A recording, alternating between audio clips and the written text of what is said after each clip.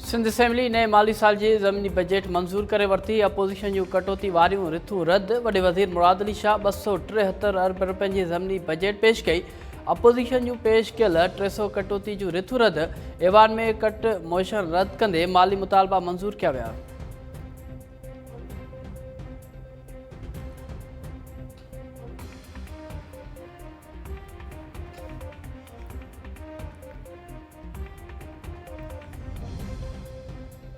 वफ़ाक़ गुज़िरियल साल वाइदो कयो हो त 2095 अरब रुपया मिलंदा। अॼु ताईं 1750 अरब रुपया मिलिया आहिनि। वॾे वज़ीर मुराद अली शाह चयो आहे त जून महीने में ABR चयो त 1926 अरब ॾींदासीं। असांजो 150 अरब रुपयनि जो खसारो थी वियो आहे। 166 अरब रुपया अञा अचणा आहिनि। 30 जून ते ख़बर पवंदी त केतिरा पैसा अचनि था। प्रेस रिलीज़ जारी कराईंदसि। सिंध असेंबली जी बजट में इजलास खे ख़िताब कंदे वॾे वज़ीर चयो त वफ़ाक़ मार्च महीने खां फंड्स जा मुतालबा कया। जून में ॻाल्हियूं थियूं त चयो वियो NFC में कटौती करियो। ॿिया सूबा अटकल राज़ी थी विया। रुगो सिंध हुकूमत NFC ऐवार्ड में कटौती खां इनकार कंदे आइनी हल ॾिनो। उन हालत ते सूबनि ऐं वफ़ाक़ खे राज़ी कयो। सिंध सरकार वफ़ाक़ लाइ क़ौमी स्ट्रेटेजिक घुर्ज तहत 260 अरब रुपया रखिया विया आहिनि।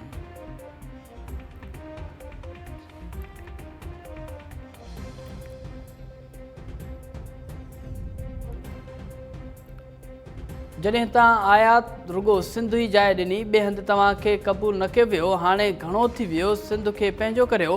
वॾे वज़ीर मुराद अली शाह जूं सिंध असेंबली में ख़िताब दौरान मुतहदा मेंबर्स जी तकरीरनि ते जवाबु। वॾे वज़ीर चयो आहे त मुंहिंजा वॾड़ा कुझु 100 साल अॻु सऊदी अरब मां आया हुआ। हिन धरती एॾी मोहबत ॾिनी जो बाबा खां पोइ आउं वॾो वज़ीर थियो आहियां। बाबा चवंदो हो त कलंदर बि तॾहिं कलंदर थियो जॾहिं सिंध में आयो हो। सरदार शाह खोड़ भेरा हथ मिलायो पर तव्हां वापसि करे छॾियो ऐं चयो हथ न मिलाईंदसि। सिंध असेंबली में खोड़ मेंबर्स खे मौक़ो मिलियो आहे।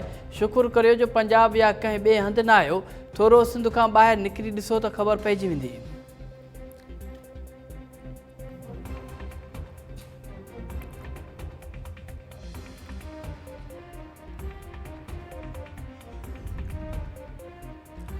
सिंध असेंबली में अपोजिशन लीडर पारां बिलावल भुट्टो ज़रदारी के बयान ते रद्द अमल में सदर, सेनेट चेयरमैन ऐं ॿियनि आइनी उहिदनि तां इस्तीफ़ा जो मुतालबो।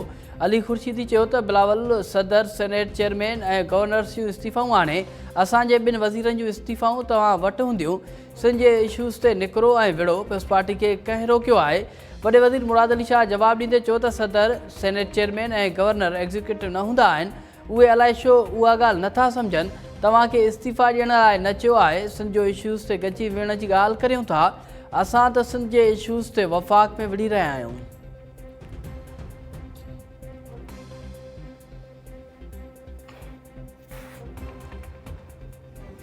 पीपल्स पार्टी की सिंध हुकूमत का एक प्रोजेक्ट है इंफॉर्मेशन टेक्नोलॉजी डिपार्टमेंट का, और आप तमाम हजरात सुने ये establishment of IT park in Multan adjacent to Bahauddin Zakariya university. मजा आया सुन के? सिंध हुकूमत सिंध की आवाम का पैसा, सिंध के टैक्सों का पैसा उठा के जो है सिंध में अब कहीं जरूरत नहीं रही है, उठा के मुल्तान में लगा रही है। ये नहीं है सूबाई खुद मुख्तारी पे हमला जो आप लोग खुद कर रहे हैं। ये क्या मजाक लगाया हुआ है? और यार कश्मीर में लगा देते, कंदकोट में लगा देते, बदीन में लगा देते, मीरपुर खास में लगा देते, हैदराबाद में लगा देते, कराची में लगा देते। आप लोगों को कोई और जगह नहीं मिली, आप उठा के ये पैसा मुल्तान में लगा रहे हैं। सिंध जी बजट में मुल्तान में IT पार्क ठाहिण लाइ 97 करोड़ रुपया रखिया विया आहिनि। छा उहो सूबाई ख़ुदि मुख्तियारी ते हमिलो न आहे? सिंध में किथे बि कम जी ज़रूरत न रही आहे। अपोजिशन लीडर अली खुर्शीदी जी पीपल्स पार्टी ते शिदती तनक़ीद। अली खुर्शीदी चयो त ॿुधायो वञे त पंजाब हुकूमत सिंध में केतिरा मनसूबा शुरू कया आहिनि। पीपल्स पार्टी हुकूमत सिंध में किथे IT पार्क ठाहियो आहे? मुल्तान में हिकु मखदूम, ॿियो गिलानी फैमिली ऐं टियों चोसो अंब मशहूरु आहिनि। टिनी मां कहिड़ी शइ वणी जो मुल्तान लाइ बजट में पैसा रखिया आहिनि? अली खुर्शीदी चयो त पीपल्स पार्टी खे कारकर्दगी जी बुनियाद ते वोट न आहिनि मिलंदा। हुकूमत इलेक्ट्रिबल्स ते बीठल आहे। कश्मीर जे बिजाराणी खे हटायो त PP कॾहिं बि न खटी सघे थी। पीपल्स पार्टी शिकारपुर मां शेखनि ऐं महरनि ऐं दुराननि जी जाइ ते कंहिं जियाले खे टिकट ॾे ऐं खटे ॾेखारे। अली खुर्शीदी चयो त पीपल्स पार्टी सिंध जे मसइलनि जे हल लाइ सेनेट चेयरमैन ऐं डिप्टी स्पीकर जे उहिदे तां इस्तीफ़ा ॾे। असां बि इस्तीफ़ा ॾियण लाइ तयारु आहियूं।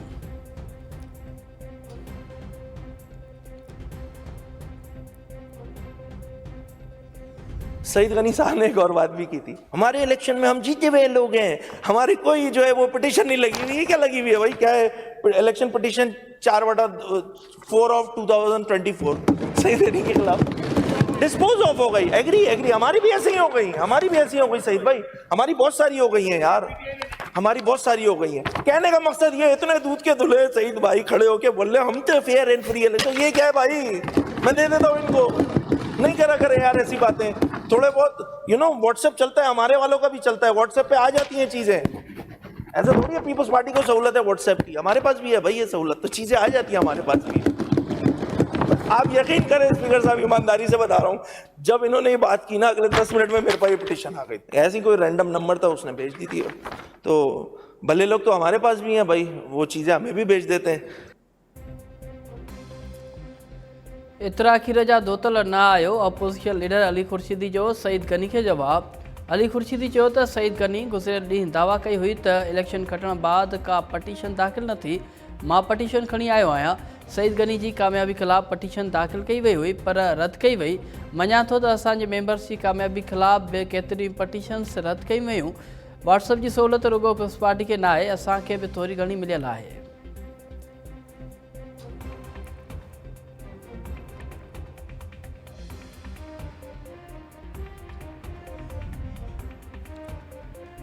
MQM जे करे कराची शहर तरक़ी न करे सघियो। हिक ॾींहुं अंदरि हज़ारे दहशतगर्दनि खे इदारनि अंदरि भर्ती कयो वियो। गैरकानूनी तौर ज़मीनूं अलाट कई वियूं। MQM सिंधी ऐं उर्दू ॻाल्हाईंदड़नि जो तमामु घणो नुक़सानु कयो। सूबाई वज़ीर नासिर शाह जूं मीडिया सां ॻाल्हियूं। नासिर शाह चयो त सिंध में बलदियाती इलेक्शन पंहिंजे वक़्त ते थींदी, चेयरमैन्स जो मुदो न वधायो वेंदो। बिल तयारु आहे, बजट सेशन बाद असेंबली में पेश कंदुसि।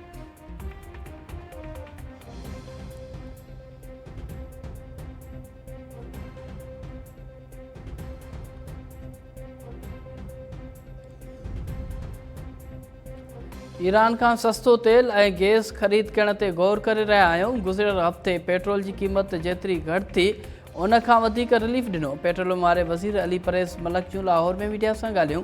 अली परवेज़ मलिक चयो त अमेरिका ऐं ईरान जंग जे ख़ात्मे बाद आलमी मार्केट में तेल जूं क़ीमतूं घटि थी रहियूं आहिनि। कुझु अंसर पेट्रोलियम शयुनि जी क़ीमतुनि में माण्हुनि खे गुमराह करे रहिया आहिनि। हुकूमत आलमी सतह ते कयल मुआहदनि ते अमल कंदे अॻिते वधंदी।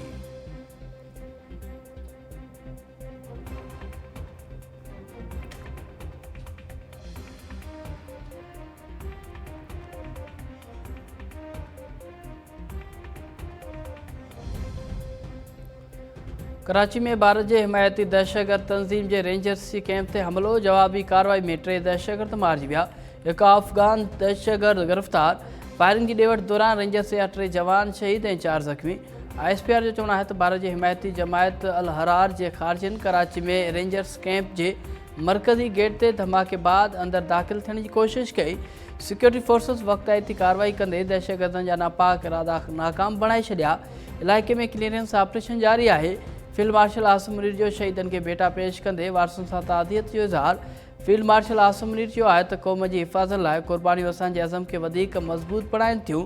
पाकिस्तान पंहिंजे जवाननि जी शहादत जो बदिलो वठण लाइ हमले जे ज़िम्मेवारनि ख़िलाफ़ कार्रवाई कंदो।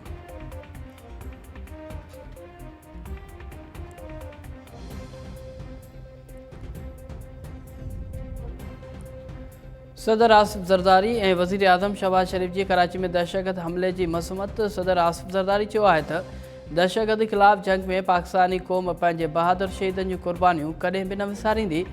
परॾेही सरपरस्ती में सरगर्म दहशतगर्दनि जा नापाक इरादा कामयाब थियण न ॾींदासीं। क़ौम सिक्योरिटी फोर्सिस ऐं कानून लागू कंदड़ इदारनि सां कुल्हो कुल्हे में मिलाए बीठल आहे। वज़ीर आज़म शहबाज शरीफ़ चयो त सिक्योरिटी फोर्सिस दहशतगर्दनि जा नापाक इरादा मिटी में मिलाए छॾिया। ऑपरेशन दौरान शहीद थी वियल जवाननि खे क़ौम सलाम पेश करे थी। संदन क़ुर्बानियूं हमेशह यादि रखियूं वेंदियूं।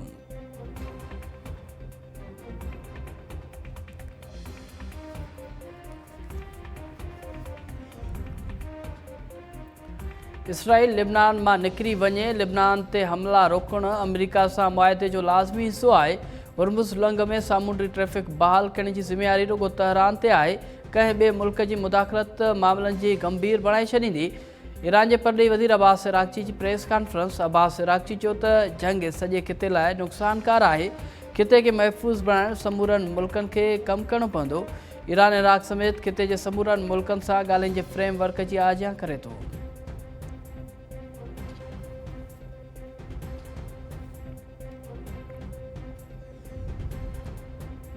अमरीकी फ़ौज जंगबंदी मुआदे जी भञकड़ी ते ईरान खे निशानो बणायो आहे। अमरीकी सदर ट्रंप जो ट्वीट। ट्रंप चयो आहे त ईरानी मिसाइल ऐं ड्रोन स्टोरेज जे हंधनि ऐं रेडार साइट्स ते हमला कया आहिनि। अहिड़ो बि वक़्तु अची सघे थो त असां वधीक सबुर जो मुज़ाहिरो करण जे क़ाबिल न रहूं ऐं फ़ौजी तरीक़े सां कमु करण ते मजबूर थी वञूं। जेकॾहिं इहो थियो त ईरान जो वजूद ख़तमु थी वेंदो।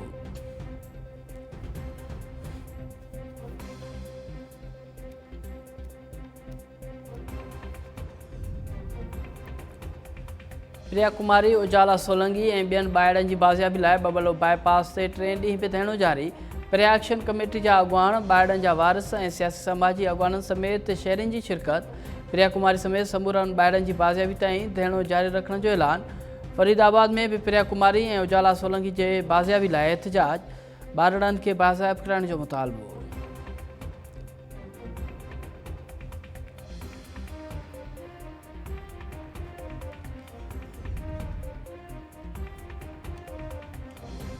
ऐं ठठे में नारी जा वॾेरे ते अगवा करे ज़बरदस्ती निकाह कराइण ऐं मथो कूड़े तज़लील करण जा इल्ज़ाम। वर जे ॻोठ बच्चू चाड़ो जे रवासण नारी शाज़िया चाड़ो माउ पीउ ऐं मामे सां गॾु मकली प्रेस क्लब ते। नारी शाज़िया चाड़ो चयो त वॾेरे हसन बांधी मारियो ऐं ॿियनि अगवा करे शहमीर मारियो सां ज़बरदस्ती निकाह करायो। माइटनि ख़िलाफ़ बयान न ॾियण ते मथो कूड़े तज़लील जो निशानो बणायो। नोटिस वठी इंसाफ़ कयो वञे।